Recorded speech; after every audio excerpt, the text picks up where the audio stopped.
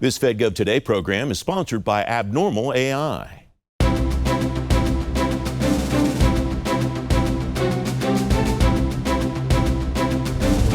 On this edition of Fed Gov Today, the AI shift coming to the cyber landscape, and Go Live Day arrives for the VA. The Deputy Secretary of Veterans Affairs, Paul Lawrence, is here. Welcome to Fed Gov Today in Washington, D.C. and around the world on the American Forces Network. I'm Francis Rose. Federal agencies say they're using artificial intelligence in more than twice as many ways as a year ago. The 2024 use case inventory listed about 1,700 cases across the federal government. The latest data from 2025 features more than 3,600 cases. John Sork is Director of Federal Sales for Abnormal AI. John, welcome. It's great to have you here. A lot of those cases are cyber cases. How has AI impacted the way that agencies think about cyber, think about AI, and connect the two together? You know, I think the first thing that agencies are starting to think about is how much AI has really compressed the attacker advantage in this space. You know, as federal agencies are looking at ways to adopt and interject AI into their workflows, the bad guys have already done it, right? And it's allowed them to start targeting people much quicker. They have the ability to learn about tooling that's already installed within organizations much quicker. It's lowered the bar for the bad guys to become bad guys. Mm-hmm. It's much easier for someone like you or I to leverage a large language model to write a spear phishing email. So I think one of the things that most agencies are thinking about right now is what can they do to thwart off these threats that are leveraging AI and starting to operate at machine speed and operate so much quicker than they did in the past. Yeah, what's the defender equivalent, I guess, of the ability of the bad guys to scale at the speed that they're able to scale based on what you just described? Yeah, no, it's a great question. So I think if we can all agree that, hey, there's going to be more bad guys, they're going to have more threats. These threats are going to become more unique than they've ever been before. We're not seeing every other post on LinkedIn be about a 0 day every day at this point. Some things must be true for federal agencies. One, it has to become cheaper with each investigation, each incident. It has to become cheaper to respond to, and that's a great place to leverage AI.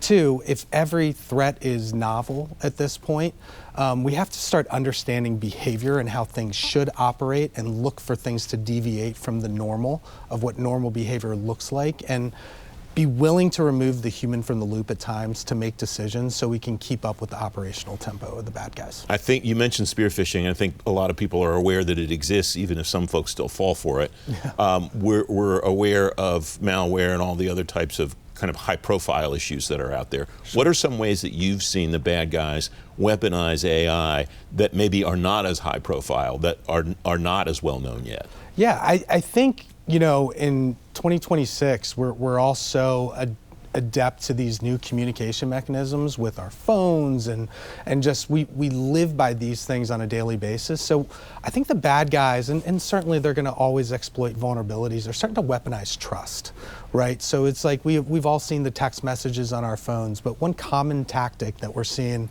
nefarious actors leverage is they're trying to get people off their COE laptops and off these government laptops and start interjecting on phones and start getting to places where they're dumping their credentials, and then after that the actors can access networks and begin moving laterally within that network without ever touching a laptop or an endpoint. They're just trying to get into that initial entry point. What are the smart CIOs, CISOs, and others in the agencies that you work with doing to educate their people down the chain that aren't necessarily IT people for 2026 the way that they have in the past? Yeah, I think that's a constant challenge, right? And I think more of us are now cybersecurity professionals than even realize it at this point. So that user awareness training, security awareness training is something that's certainly something that needs to be paid attention to at all times. But I think one thing that we're seeing like CIOs and CISOs really focus on is focusing on use cases that are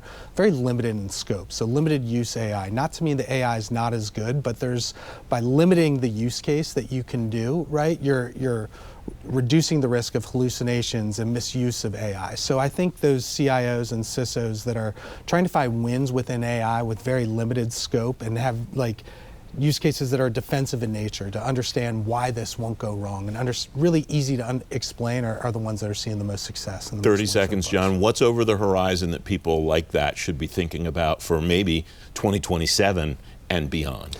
Yeah, I think all CIOs and CISOs, as they're starting to evaluate AI, one of the interesting things is we don't even know the power of AI yet, right? So I think CIOs and CISOs are going to start thinking about like which companies are heading down the right direction and building these platforms to be partners, right? I think the government has a great opportunity from a design partnership standpoint with industry right now, and I think it's exciting to see what public and private partnerships are going to bring to the table in the future. John, it's great to have you here. Thanks for joining me today. Thanks for having me. You can read more about implementing AI in government on today's show page at fedgovtoday.com. Up next, Go Live Day arrives for the VA. The Deputy Secretary of VA, Paul Lawrence, is next on Fed Gov Today.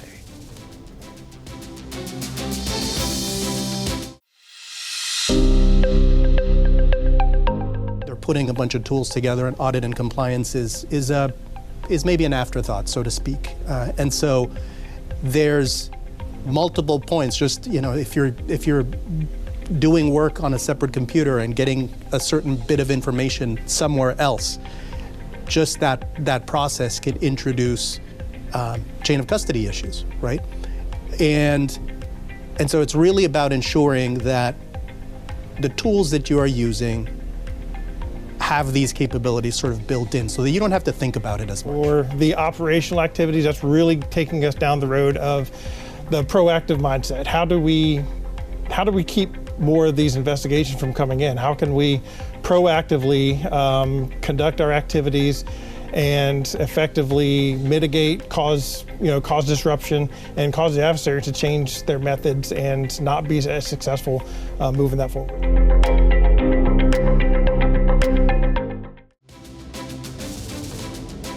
Welcome back. 4 sites in Michigan are live on the new electronic health record system at the Department of Veterans Affairs. VA health facilities in Detroit, Battle Creek, Ann Arbor, and Saginaw, Michigan are using the system now. Paul Lawrence is Deputy Secretary of the Department of Veterans Affairs. Paul, welcome. It's great to have you back on the program. Yeah, great to see you again, Francis. What did you do between the end of the pause and the deployment, the go live of these 4 sites last week to get ready to go live? Well, as you know, the Trump administration showed up in year 3 of that, so we just showed up a year ago. But what we knew was a handful of things had to be done.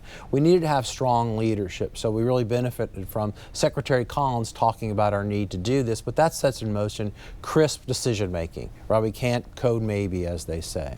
We also knew that we had to make sure Oracle was on their game. We heard too many stories of the system not working. We made sure they fixed that, and they did. We also had to make sure stuff was standardized. We're not going to alter everything. You're going to do medicine the same way in VA, and this will lead to safety, albeit some change. And finally, what we knew a lot about was the need to listen to our staff. So I went out and saw all the 13 sites once, most of them twice, to make sure we spent time with our staff understanding what are you feeling, what's going through, are we capturing the work in the software, and do you understand what's coming? So the combination of all those things really set us in a great place. And as you alluded to, on Saturday, April 11th at 5 o'clock in the morning, we turned it on, it worked, and the initial feedback was very, very positive. Everything's in one screen, the workflows are obvious, the training all made sense, and so far, so good. What did you learn from the bumps in the road on the West Coast that you applied to what happened here so that you had the kind of rollout that you just described? A lot of it was what I said. They decided to customize, and that's a real problem when you want to have an enterprise approach. They decided to not listen to the staff and just kind of, as we say in consulting, do it to them as opposed to with them. And I just don't think there was a lot of flexibility in really understanding what was going to take place. I mean, this is a big deal. It really does change how people change work, how they work with us. And so I think there had to be a lot of time, not just listening and making them feel good, but explaining, here's why this is better for you, and quite frankly, better for veterans. I'm sure you did not just turn it on at 5 o'clock on the 11th, I'm sure there was a ramp-up period where the care providers got an opportunity to understand what was about to happen. What did that look like, and Sure. what did you learn from those providers? Yeah, this in that takes period? about 3 months. We begin with computer-based training, then we let them go to a test area, we call it the sandbox, then you have a learning lab where you see it for real, then you have at the elbow support, somebody who knows, who will be with you. So yes, we did turn it on live like that, but it wasn't a surprise. Right. They now knew what was going to, so yes, and I think the key thing is we're taking people from other sites to work with them, next to them, so when you have questions, somebody's there and say, oh, I'm a nurse just like you in this example, I can show you what to do. It seems that that sandbox time and that learning lab time maybe were the two key elements of getting to where you got on the 11th. Is that Right. fair to say? That's right. Everybody wants to get in and see the system. They want the learning lab. And as we think about training, we're trying to imagine how much less time can we spend on training, how quickly can we get our folks to the learning labs so they can see it and begin to see how their job will be changed. What will happen in the next, say, month to 2 months as you see how this goes and deal with any hiccups that happen, as are inevitable with a new IT implementation? Certainly. Like this? For 1 month, we'll have a lot of people there at the elbow helping them. Right now, 24 hours a day, we're monitoring the tickets. A lot of it is like, my printer won't work. Okay, we know what that's about. I can't get into the system. Well, you didn't register in the training like we told you. A lot of it is that we're not seeing anything that is unexpected. So we'll be there for about a month pretty intensely. For the next 2 months, we'll be a phone call away. But after that, we're moving on to Ohio, then on to Indiana, and so on and so forth. Why those areas? Why were these sites in Michigan the right ones to go this time, and why those other areas Certainly. that you just described? So what happened was we changed to what's called a market approach, right? So the sites in Michigan, Ann Arbor, Detroit, Saginaw, and Battle Creek, often you'll be referred to each other. They're pretty close. So having everybody in the same health record was a good thing. Same thing with Ohio, same thing with Indiana. And those are in a VISN, our old geography. And so they're in many ways kind of like a family. So they all knew each other. And sort of good news, bad news, last time they were all ready to go until they got told no. So some of the training, and they remembered. So it was sort of picking up, if you will. So in between the time that they had that training before and the training now, what changed based on what you told the vendor that they needed to change and what they learned in the interim? Maybe this wasn't going to work the way it was before as well as it could. Certainly. Well, we had the good luck of Oracle buying Cerner. So I think Oracle brought a lot of knowledge about software and products and like that. So I think there was a sense that the Oracle product had to be really good. We heard a lot of things about downtime. So we had SLAs around it, and they far surpassed them. I forget what it is, 9 of the last 10 months, we've had no incidents of much matters. So people needed to be confident of the product.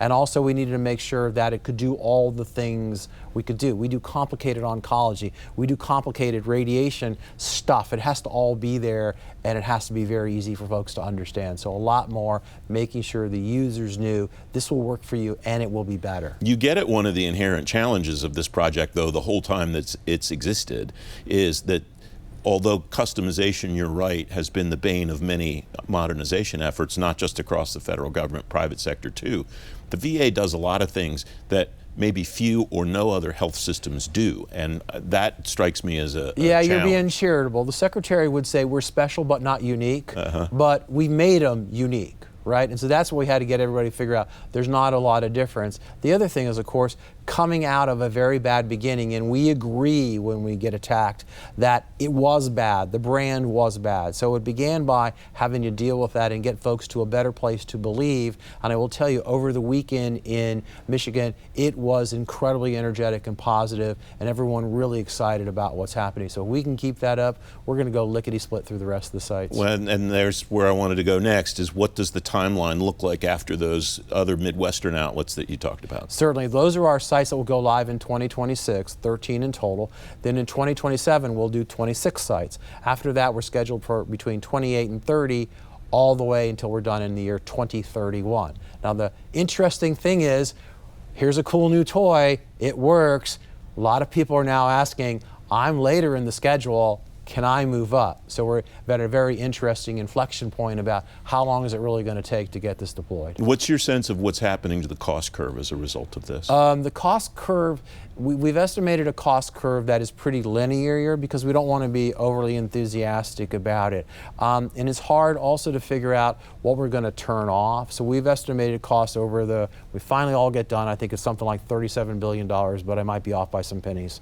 That's our story, and that was based on sort of a pretty conservative assumptions. So it remains to be seen what will we turn off and how the savings will be there, how we get faster, TBD. But we've been pretty upfront about this is the amount of money it's going to cost. The turning off idea is interesting too, because I did an event with the CIO at the time at VA, Scott Blackburn. It's probably been 8-9 years at this point, but he said, we're going to run Vista for another 10 or 12 years. People in the audience were aghast, and he said, well, something has to run to take care of these veterans between today and when we get the thing implemented. Yeah, that's right. I think hopefully he'll have been too conservative by the time we get done. But as you know, Vista is more than our health record, right? So it does contain CPRS, our health record, but it also has stuff like the police scheduling. So there's a lot in there to unravel to figure out how we turn things off. All right, a lot more I want to cover with you, so stay right there, please. More of my conversation with Paul Lawrence coming next when Fed Gov Today continues in just a moment.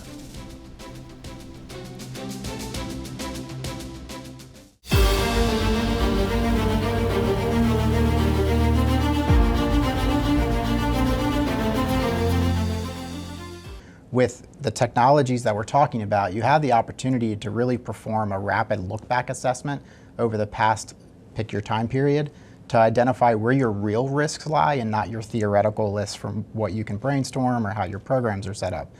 Taking that approach first is going to allow you to really understand where your potential challenges are so that you can design a remediation program going forward to be able to address them live and virtually in real time. One of the biggest things that we've been seeing within the federal government for quite some time is aging technology. So the systems are getting older and they're not being able to churn through the magnitude of data as quickly as is what is needed to be able to identify this fraud, waste, and abuse. So leveraging new and emerging technologies. Artificial intelligence obviously is at the front of a lot of the discussions we're having, but advanced technologies to be able to go through that data at scale and at speed that it's happening.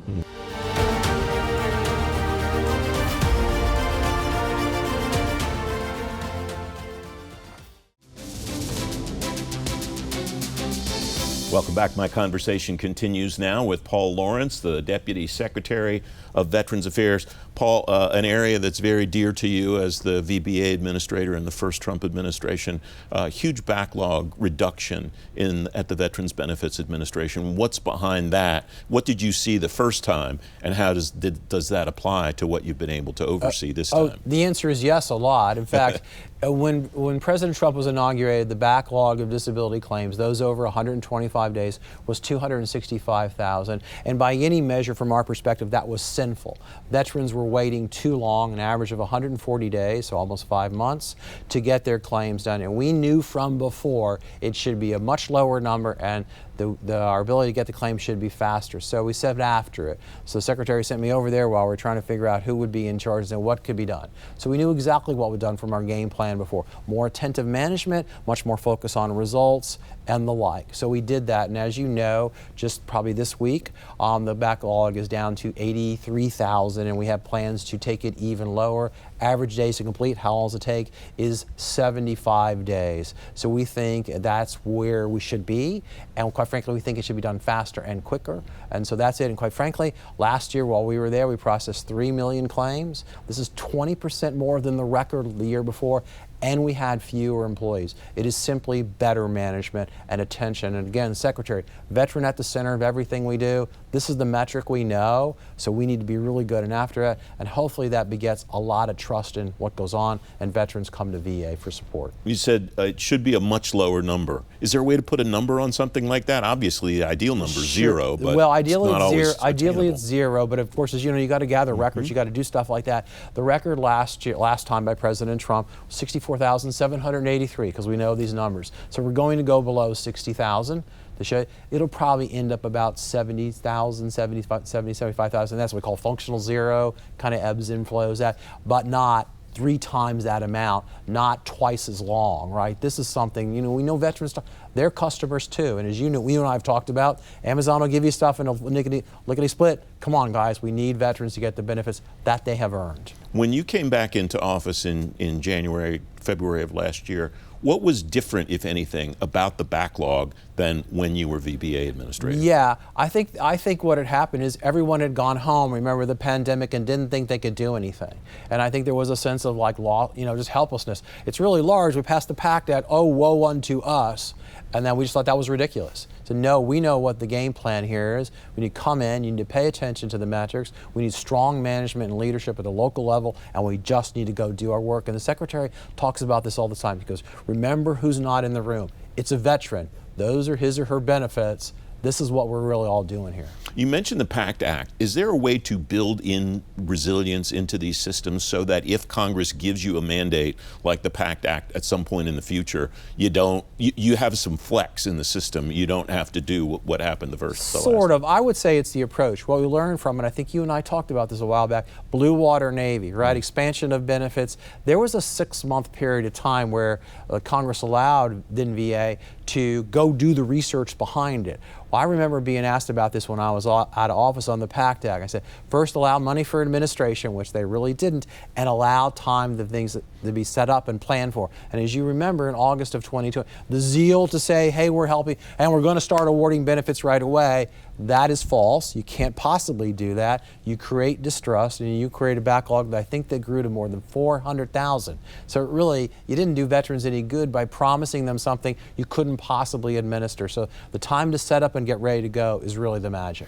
Okay, and when one does that, and because this is going to happen again, you mentioned the Blue Water Navy, now we have the PACT Act, something will happen at some point in the future, I imagine, that either VA or some other organization across government will have to get benefits out there that quickly. Yeah. It strikes me that the technological underpinning is important, but that's not the only element. Right, the planning, you got to write rules and regulations. AI won't do that, right? You have to figure out how this is going to be done and what the linkage is. So there really is planning, and it's terrible to hear people talk about that, but we should really manage their expectation. Now, quite frankly, we should be better at recognizing the conditions and not make our veterans fight to get these benefits. So hopefully the two will work together. Mm-hmm. What are the other priorities that you see for VBA, your former organization, as you try to get the backlog down even further, but also continue the other services? Right, well, VBA administers a bunch of benefits, right?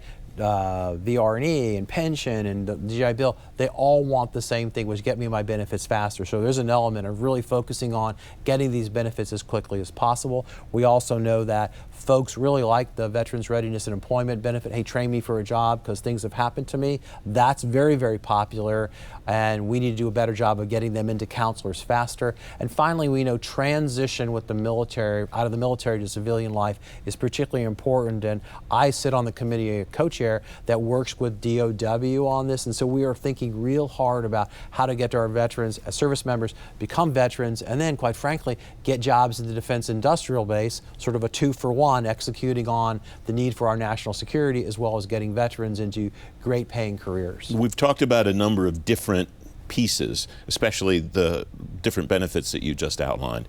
Connecting them all together is one thing that VA has also paid a lot of attention to over the last 10 or 15 years, creating a veteran's experience and a journey for each veteran. What's your sense of how that changed in the time that you were out of office, and how do you want to keep driving that forward? I don't think much had been done. I think there had been a lot of talk about it, but we need to get it very easy for veterans to understand. These benefits enable you to accelerate your pursuit of the American dream.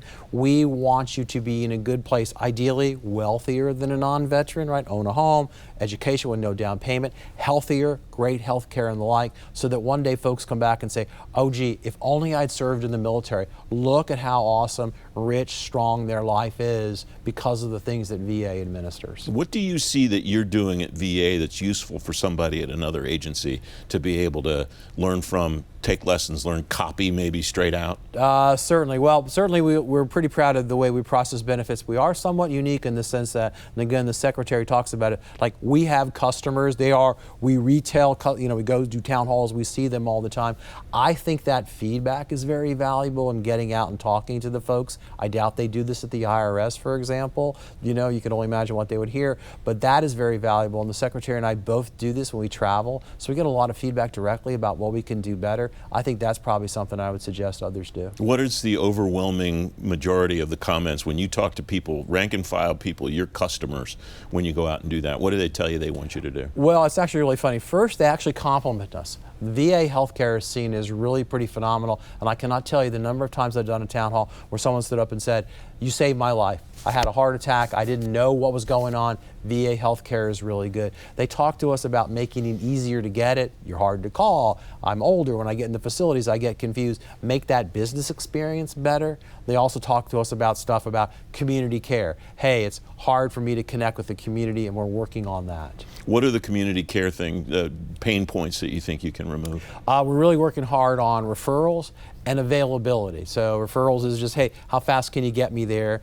And availability is simply the reality of life. There's a shortage of medical professionals in the United States, and often they're in the rural parts of the country. So we can send you there, but there aren't any providers, and it's the same thing for the folks in that community. So we're really trying hard to build a network that has, you know, more providers available. We have about a minute left, a little bit more. What's the main difference for you personally between being at VA last time and being back this time? Oh, it's funny you mentioned that. So I regularly tell people, the joke is, I do less, but it's harder. So when I was at the Undersecretary of Benefits, a lot of benefits to administer. Once you kind of got the game flow, you know, you could see it, great team, they'd process, we'd measure. Now, of course, the issues are much more strategic. As you know, the Deputy Secretary is the Chief Operating Officer, so you see more broad things and you begin to try to stitch things together, work with different people, and you get special initiatives like the electronic health record, which could very well be the largest project in government going on. So that's how I think about it. And you get to go visit our friends in Congress pretty regularly. And it's great to have you back on the program, Paul. Thanks for so much, joining me Francis. today. It's great to be with you. You can read more about all the issues Paul and I covered on today's show page at fedgovtoday.com. FedGov Today continues in a moment.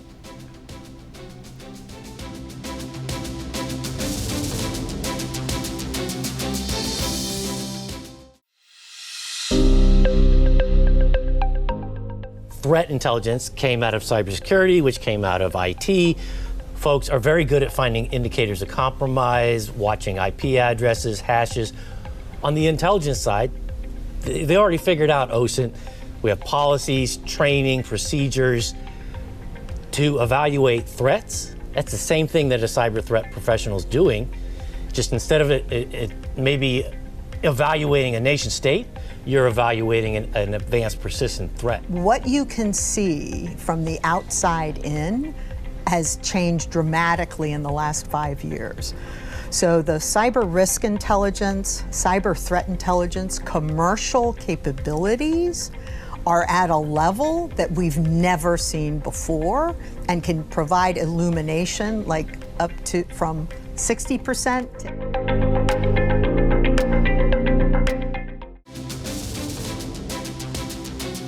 FedGov Today TV returns next Sunday morning at 10 and all weekend long on the American Forces Network. Patrick Newbold, the CIO at CMS, will tell you about 2 firsts his team has hit. I'm Francis Rose. I'll see you next time. Thanks for watching. Have a great week.